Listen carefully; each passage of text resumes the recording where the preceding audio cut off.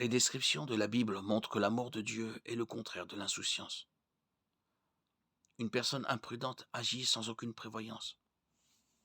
Mais Dieu a choisi les croyants avant la fondation du monde. Éphésiens 1,4. L'imprudence implique une incapacité à voir l'avenir. Mais Dieu connaît la fin depuis le début. Isaïe 46,10. L'amour imprudent ne tient pas compte des conséquences, mais Dieu savait très bien ce que son amour exigerait. Jésus n'est pas allé aveuglement à la croix. Il l'a atteinte. L'amour imprudent peut facilement s'estomper une fois que la réalité s'installe. L'amour de Dieu ne s'arrête jamais. 1 Corinthiens 13,8. Tout cela signifie-t-il que la chanson Reckless Love n'est pas biblique? En accordant le bénéfice du doute aux auteurs-compositeurs, nous pouvons supposer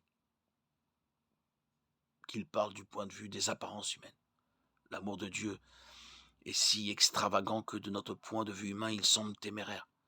Pour un étranger, pour quiconque ne comprend pas qui est Dieu, la façon dont il aime ses enfants paraît téméraire, voire insensée. Pourquoi nous aimerait-il? Pourquoi renoncerait-il à tant de choses pour nous racheter et nous rétablir dans sa communion? Pour reprendre la parabole à laquelle la chanson fait allusion, pourquoi le berger laisserait-il les 99 pour sauver l'unique? Ainsi, dans le sens où l'amour rédempteur de Dieu est sans retenue, généreux et totalement surprenant pour les pécheurs, nous pourrions dire qu'il est téméraire. Une telle description est à l'aise dans l'écriture de chansons et de poésie. En même temps, nous comprenons bien que l'amour de Dieu n'est pas téméraire, au sens d'être fou, effronté ou irréfléchi.